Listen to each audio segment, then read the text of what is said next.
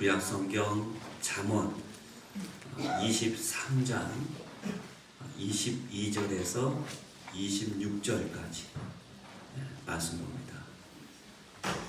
구약성경 937면 되겠습니다. 937면 23장 22절부터 26절까지 제가 한 절, 여러분이 한 절 교독합니다. 너를 낳은 아비에게 청정하고 내 늙은 어미를 경히 여기지 말지니라. 진리를 사해 팔지는 말며 지혜와 의와 은철도 의뢰할지니라. 의인의 아비는 크게 즐거울 것이요 지혜로운 자식을 낳은 자는 그로 말미암아 즐거울 것이니라. 내 몸을 즐겁게 하며 너를 낳은 어미를 기쁘게 하라. 다 같이 있습니다. 내 아들아 내 마음으로 내게 주며 내 눈으로 내 길을 즐거워할지어다. 아멘. 좌우로 앞뒤로 감사합니다. 인사 한번 할까요? 감사합니다. 감사합니다.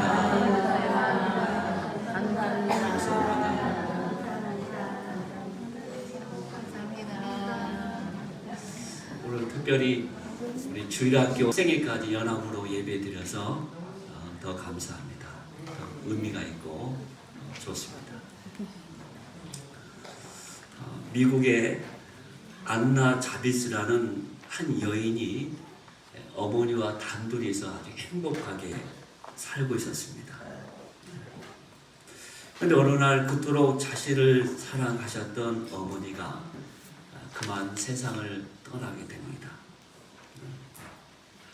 어머니가 세상을 떠나게 되자 그녀는 어머니가 살아계실 때 더 해드리지 못한 것에 대해서 마음이 아팠고 몹시 아쉬움이 있었습니다.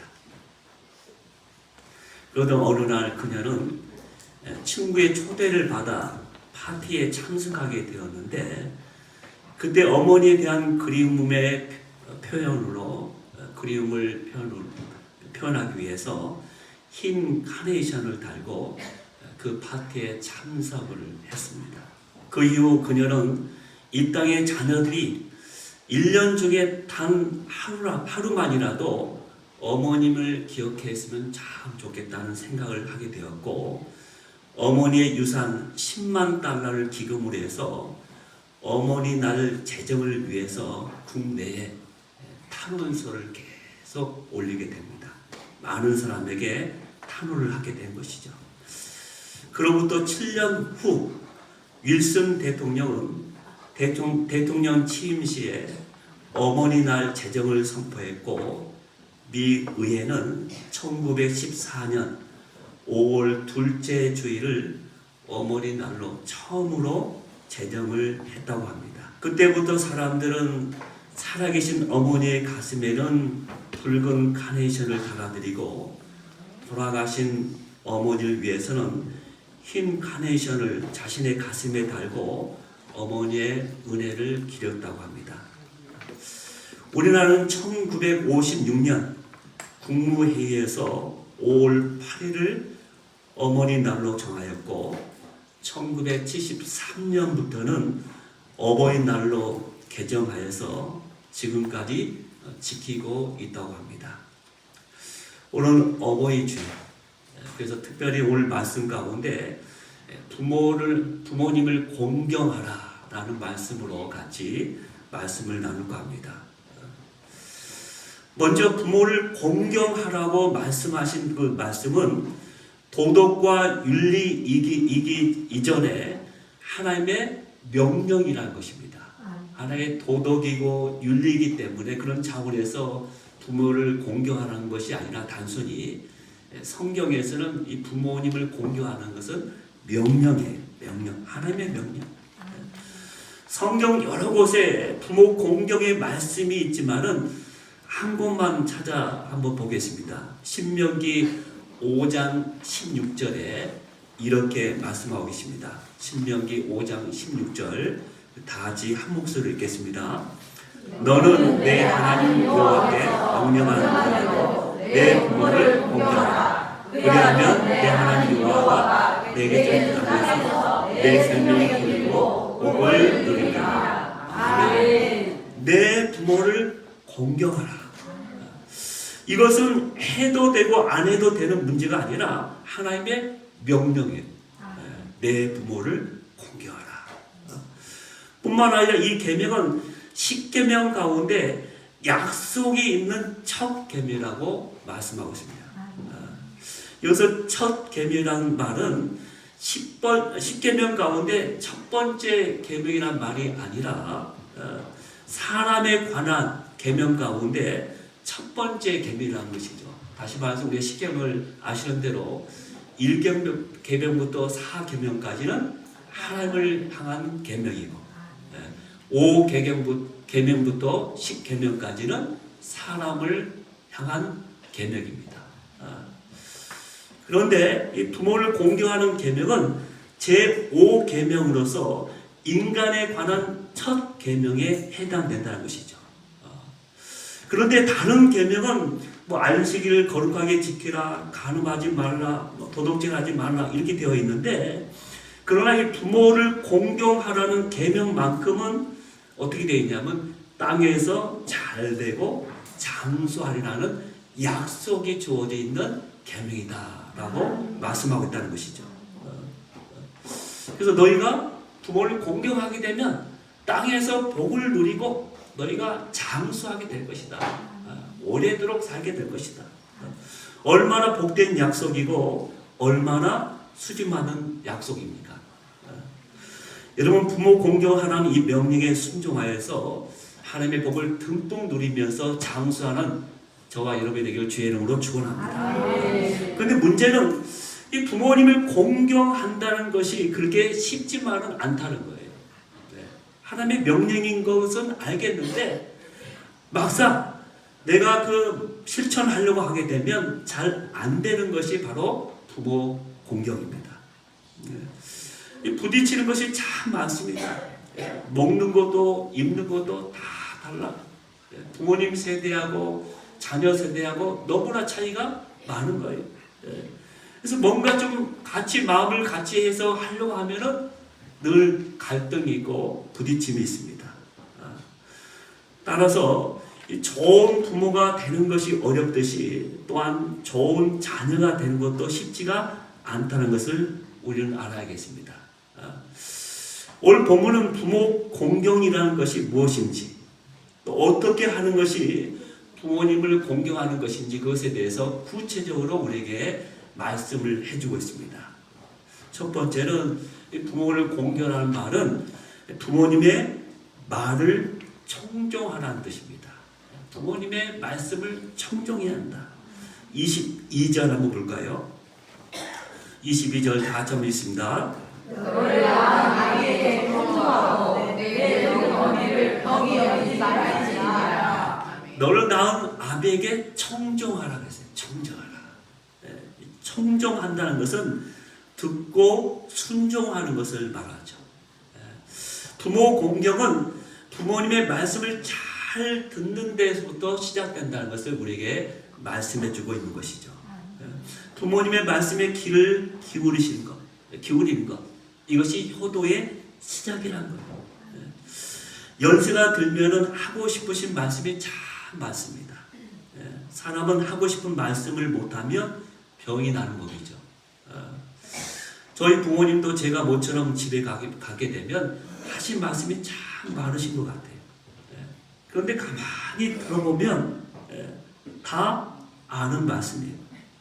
새로운 말씀이 없어요. 다 아는 말씀인데 지난번에 하셨는데 또 아들이 가면 반갑다고 그 아들을 붙잡아 놓고 또 이야기하는 거예요. 주로 누구에 대한 이야기를 많이 하겠어요? 어머니는 아버지에 대한 이야기. 어머니는 아버지에 대한 이야기하고 아버지는 어머니에 대한 이야기를 막 해요. 아들한테. 하소연을 하는 거죠. 야, 참 못 살겠다. 힘들다. 그 말씀을 계속 하세요. 그러면 저는 마음이 얼마나 힘들겠어요. 모처럼 반갑게 찾아가서 대화하고 싶어서 가만히 앉아있으면 그렇게 하시는 거예요. 그런데 여하튼 새로운 말씀은 없을지라도 어떤 신명나게 막 말씀하실 때 잘 들어주라고 했어요. 잘 들어주라. 다 아는 내용이지만 오늘 내가 이 부모님의 음성을 들을 수 있다는 사실이 축복인 것이죠. 왜냐하면 돌아가시면 그 음성도 더 이상 들을 수가 없기 때문에 그런 거예요. 그래서 살아계실 때 부모님 말씀하실 때 그냥 다 들어주는 것, 그것이 부모를 공경하는 것이죠. 근데 물론 여러분 말하는 것보다 듣는 것이 더 훨씬 어렵다는 걸 알고 계시죠. 듣는 게 참 어렵습니다. 어머니 아버지 그 말 하세요 하고 싶은데 그렇게 하면 안 돼요. 다 들어주셔야 돼요. 틀리다고 무시하지 말고 진지하게 들어줘야 합니다. 말도 안 되는 소리라고 핀잔하지 말고 그냥 들어주십시오. 넋두리 좀 들어주시고 폰염도 들어주시고 또 탄식하는 것도 들어주시고 그냥 들어주는 거예요. 여러분 잘 들어줌이 효의 시작입니다. 아무리 용돈을 많이 드리고 잘해 든다 할지라도 부모님의 말씀을 청중하지 않고 부모님 말씀을 경히 여기면 그것은 효도가 아닌 것이죠. 진정한 효도는 부모님 말씀을 들음으로 시작된다는 것을 늘 기억해야겠습니다. 그래서 부모의 말을 청정하라. 잘 들어줘요. 두 번째는 23절을 보면 진리를 소중히 여기는 것이 부모 공경이라고 말씀하고 있습니다. 23절 우리 다 같이 한 목소리 읽겠습니다. 진리를 사하게 팔지 말며 지혜와 훈계와 명철도 그래야지다. 여기 보면 진리를 사고서 팔지 말라라고 하셨는데 그건 무슨 뜻입니까? 진리를 소중히 여기라는 거예요. 진리를 소중히 여기라. 그리고 진리를 산다는 말은 무슨 뜻입니까? 진리대로 사는 것을, 행동하는 것을 말합니다. 그렇다면 여기서 말하는 진리는 무엇일까요? 원래 진리라는 것은 변하지 않는 것을 말하죠. 변하지 않는 것. 그러면 이 세상에 변하지 않는 것이 무엇이 있습니까? 아무것도 없습니다. 다 변해요. 학문도 변하고 유행도 변하고 다 변합니다. 그러나 오직 변하지 않는 것은 오직 예수 그리스도 한 분밖에 없습니다. 아멘. 그래서 예수님도 내가 곧 길이요 진리요 생명이라고 말씀하신 것이죠. 아멘. 그리고 하나님의 말씀만이 또한 진리입니다. 아멘. 여러분 부모님의 고생을 알아주는 것도 참 중요하고 효도시켜 또 효도에 여행시켜 드리는 것도 참 좋지만은 그것이 효도의 본질은 아닙니다. 그보다 더 중요한 것은 진리를 소중히 여기면서 진리 가운데 사는 것, 그것이 중요한 것이죠. 말씀을 소중히 여기면서 그 말씀 가운데 살아가는 것, 그것이 바로 부모님을 공경하는 것입니다. 요한 3서 1장 3절 4절에 보면 이렇게 말씀하고 계시기 때문에 그렇다는 겁니다. 우리 요한 3서 1장 3절 4절 다 같이 한 목소리 읽겠습니다. 형제들아 와서 내게 있는 진리를 증언하되 내가 진리 안에서 행한다니 내가 심히 기뻐하노라. 내가 내 자녀들이 진리 안에서 행한다는 듣는 것보다 더 기쁜 일이 없도다. 아멘. 여기 보면 사도 요한은 내 자녀들이 진리 가운데 행한다 라는 그 말을 듣는 것보다 나에게 더 큰 기쁨, 즐거움은 없다는 거예요. 이게 부모로서 제일 큰 기쁨과 즐거움이 뭐냐면 자녀들이 진리 가운데 정직하게 세상 가운데 진리대로 말씀대로 살아가는 것, 그것이 최고의 부모의 기쁨이라는 겁니다. 사업이 잘 되어 돈을 많이 벌어도 또 직장에서 승진해도 정말 그 가운데 믿음이 없다고 하면은 진리 가운데 행하지 않는 그 소문, 그 이야기를 듣는다고 하면은 그것처럼 그 부모의 마음은 괴로운 것이 없다는 것이죠. 24절 보면은 그렇게 말씀합니다. 24절 의인의 아비는 크게 즐거울 것이요 지혜로운 자식을 낳은 자는 그로 말미암아 즐거울 것이니라. 자식으로 말미암아 누리게 될 아버지의 기쁨에 대해서 말씀하고 있죠. 여러분, 자식이 잘 되면 그 영광을 누가 누리게 되어 있습니까? 부모님이 누리게 되어 있어요. 자식이 잘 되면 그 영광을 부모가 누리게 되어 있습니다. 지금 손흥민 선수가 잘 나가니까 그의 아버지 손웅정 감독이 지금 매스컴에서 자꾸 인기가 많은 사람에게 인기를 받고 있잖아요.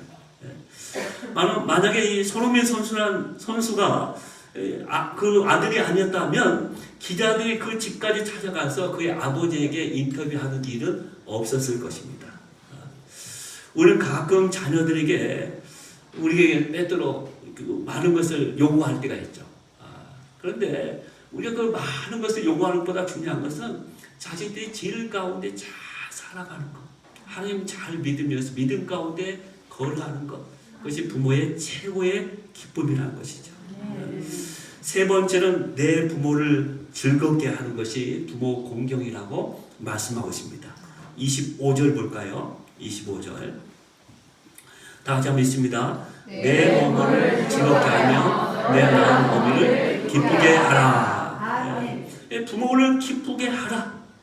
그렇게 말씀하고 있죠. 부모를 기쁘게 하라는 것이 무엇입니까? 부모님을 염려하시게 하거나 근심되게 하지 말라는 이야기죠. 잠언 17장 25절에 이렇게 말씀합니다. 미련한 아들은 그 아비의 근심이 되고 그 어미의 고통이 되느니라. 여러분, 누가 미련한 아들인지 아십니까? 서울대를 나오고 하버드 대학을 나와도 부모의 마음에 근심을 주는 자식은 미련한 자식이에요. 부모 공경은 나를 낳아주시고 길러주신 부모님을 기쁘게 해드리는 게 바로 부모님을 공경하는 것입니다. 자, 그러면 실제적으로 어떻게 하는 것이 부모님의 염려하지 않고 기쁘게 해드릴 수 있는 것일까요? 그것은 자녀들이 서로 싸우지 않고 화목하게 지내는 겁니다. 자식들이, 형제들이 서로가 화목하게 지내는 것, 그게 최고의 기쁨이죠. 자식들이 서로 싸울 때 제일 부모의 마음이 괴로워요. 제일 힘듭니다. 저도 자녀를 키워보니까 그런 것 같아요. 그러나 나는 고생하고 힘들어도 형제들이 또 우리 자식들이, 자녀들이 서로 화목하게 이해해주고 사랑하고 지내는 것이 최고의 기쁨이죠. 또 결혼에 나갔으면 그 부부가 함께 화목하게 사랑 가운데 믿음 가운데 잘 사는 것, 그것이 최고의 기쁨인 것이죠. 그리고 부모님 앞에서 없다는 소리 좀 그만해야 합니다. 자꾸 우리 자식들은 자꾸 부모님에 대해서 우리 집안은 뭐가 없고 왜 이렇고 뭐가 없고 막 그러잖아요. 그래서 우리 자식들은 그냥 무심코 한 말이지만은 부모님들 그 말을 듣는 순간 그 다음부터 잠을 이루지 못하는 거예요. 그게 커다란 짐이 되는 것이죠. 그것이 바로 부모의 마음인 것입니다. 그래서 없어도 있는 것처럼 좀 살아야 합니다. 없다고 말하는 사람 치고 어디 잘 되게 또 잘 사는 것을 본 적이 없습니다. 왜냐하면 사람은 자기 입에서 나오는 말대로 되는 것이거든요. 자꾸 없어도 좀 부족해도 늘 감사합니다. 늘 나는 모든 것을 다 가진 자입니다. 난 부족함이 없습니다. 라고 말하게 되면 정말로 그런 인생이 펼쳐지게 되는 거예요. 그래서 늘 부모 공경은 부모님 마음을 기쁘게 해드리는 거예요. 기쁘게 해드리는 거예요. 네 번째는 마음을 들이면서 있는 모습 그대로 부모의 모습을 받아들여 주는 것이 부모 공경입니다. 우리 26절은 말씀 볼까요? 26절 다 같이 있습니다. 내 아들아 내 마음을 내게 주며 내 눈으로 내 길을 즐거워할지니라. 이 부모와 자식 간의 마음이 멀어진 것보다 더 섭섭하고 애로운 것이 부모에게는 없을 것입니다. 효도의 본질은 어디에 있습니까? 마음에 있는 거예요. 마음에. 아무리 물질적으로 잘해야 된다 할지라도 마음이 멀어지면 그것은 효도가 아닌 것이죠.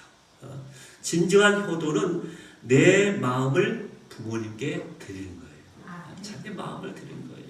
그래서 좀 부족하고 못나도 마음을 다해서 부모님께 마음을 드리고 서로가 소통하게 되면 그것처럼 부모에겐 기쁨이 없는 거예요. 그리고 오늘 말씀 보니까 내 눈으로 내 길을 즐거워할지어다 라고 말씀하셨습니다. 이것은 무슨 뜻일까요? 부모님이 살아오신 인생길을 그대로 인정하고 받아들여라 라는 뜻이죠. 받아들여야 한다는 거예요. 부모님이 살아온 인생의 길을 한번 바라보십시오. 어떻게 보면 자녀 입장에서 보면 너무나도 초라한 인생을 살아온 부모님도 계실 겁니다. 남의 부모처럼 눈에 띄지 않게 그냥 그렇게 평범하게 살아온 부모님도 계실 거예요. 근데 그렇다고 해서 그 부모의 인생길을 우리가 부정하거나 그것을 알아주지 않으면 그것처럼 부모님 마음을 섭섭한 것이 없을 겁니다. 부모님 그렇게 살아온 길은 또 부모님의 인생이에요. 그 모습 그대로 우리가 받아들이고 인정해 드리는 것. 다른 사람한테는 다 인정 못 받더라도 내 자식들에게 인정받고 싶어 하는 것이 부모님이거든요. 아마 부모님도 최선을 다해서 살아오신 거예요. 최선을 다해서. 그 많은 환경에서 그 많은 여건 가운데 정말 힘들게 어렵게 정말 한 가정의 가장으로서 또 부모로서 최선을 해서 살아온 거예요. 그런데 우리가 그 때도 결과물을 가지고서 평가하다 보면은 때도 부모에게 너무나 섭섭하게 또 상처나게 할 수가 있다는 것입니다. 그래서 내 길을 좀 알아줬으면 좋겠다. 그런 마음이 있죠. 그래서 이 부모의 살아온 길을 우리가 인정을 해주는 게 부모를 공경하는 겁니다. 아브라함 링컨의 이야기입니다. 그의 아버지는 구두를 수선하는 사람이었죠. 아브라함 링컨 자신도 초등학교 좀 다니다가 말았으니까 정말 학문도 없고 집안 배경도 없는 사람이 대통령이 되었던 것입니다.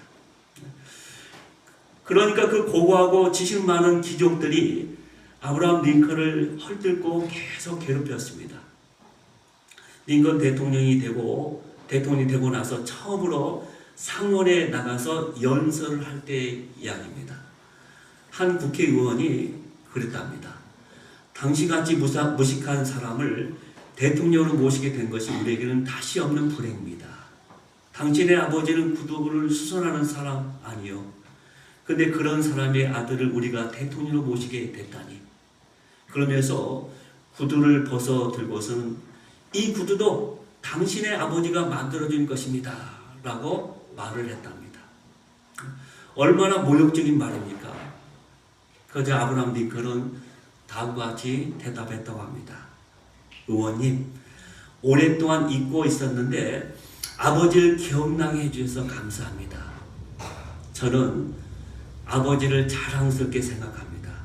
우리 아버지는 직업에 충실했고 구두를 잘 만드는 분이셨습니다.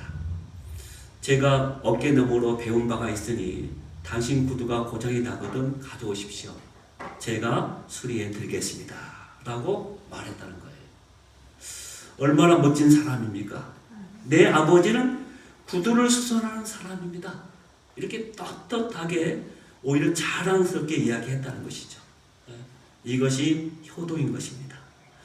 자기의 부모를 자랑할 수 있고 또 그렇게 자신 있어 하는 사람이 바로 부모님께 자랑스러운 아들인 것이죠. 이것이 참 부모 공경인 것입니다. 오래전에 어떤 생명보험회사에서 이색적인 광고로 사람들의 시선을 끌었던 적이 있습니다. 바로 아버지와 어머니에 관한 광고하는 내용이었습니다. 그 내용을 잠시 소개하겠습니다. 14시간을 기다려서야 자식의 울음소리를 들을 수 있었습니다. 그때 당신은 당신도 모르게 기도를 올렸습니다. 37, 자식이 초등학교에 들어가 우등상을 탔습니다. 당신은 액자를 만들어 가장 잘 보이는 곳에 걸어두었습니다.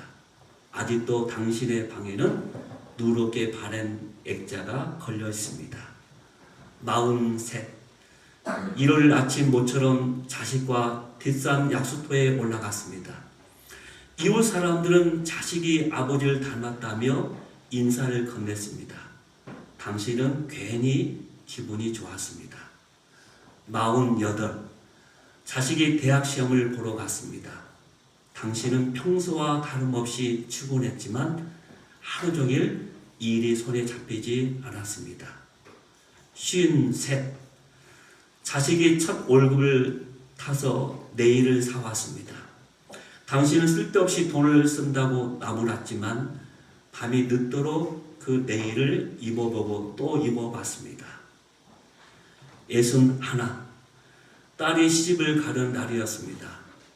딸은 도둑 같은 사이 얼굴을 쳐다보며 한박 웃음을 피웠습니다. 당신은 나이 들고서 처음으로 눈시울이 붉어졌습니다. 오직 하나, 자식 잘되기만을 바라며 살아온 한평생. 하지만 이제는 희끗희끗한 머리로 남으신 당신. 우리는 당신을 아버지라 부릅니다. 그리고 이어지는 어머니에 대한 광고는 이렇습니다. 21, 당신은 고개를 2개 넘어 얼굴도 본 적이 없는 김씨댁의 큰 아들에게 시집을 왔습니다. 26, 시집 온 지 5년 만에 자식을 낳았습니다. 당신은 그제서야 시댁 어른들한테 며느리 대접을 받았습니다. 32, 자식이 밤늦게 극체를 앓았습니다. 당신은 자식을 얻고 읍내병원까지 20리를 달렸습니다. 40, 그의 겨울은 유난히 추웠습니다. 당신은 자식이 학교에서 돌아올 무렵이면 자신의 외투를 입고 동구 밖으로 나갔습니다. 그리고 자식에게 당신의 체온으로 덮여진 외투를 입혀주셨습니다. 52, 자식이 결혼할 여자라고 집으로 데려왔습니다. 당신은 분칠한 얼굴이 싫었지만 자식이 좋다니까 당신도 좋다고 하였습니다. 60, 한갑이라고 자식이 모처럼 돈을 보냈습니다. 당신은 그 돈으로 자식의 보약을 지었습니다. 65, 자식 내이가 바쁘다며 명절에 고향에 못 내려온다고 했습니다. 당신은 동네 사람들에게 아들이 바빠서 아침 일찍 올라갔다며 당신 평생 처음으로 거짓말을 했습니다. 오직 하나, 자식 잘 되기만을 바라며 살아온 한평생. 하지만 이제는 깊게 주름진 얼굴로 남으신 당신. 우리는 당신을 어머니라 부릅니다. 여러분, 10계명 가운데 다른 계명은 오늘 범했을지라도 내일 회개하고 다시 지키면 되는 계명입니다. 그러나 부모를 공경하라는 이 계명만큼은 어느 날 갑자기 나와는 상관이 없는 계명이 되어버립니다. 왜냐하면 부모님은 기다려주지 않기 때문에 그렇습니다. 그리고 살아계실 때 최선을 다하여 부모를 공경하며 날마다 가정 안에서 예수 그리스도를 모시며 또 힘있게 또 하나님의 은혜 가운데 사랑 가운데 걸어갈 수 있는 저와 여러분이 되기를 주의 이름으로 축원합니다. 기도하겠습니다.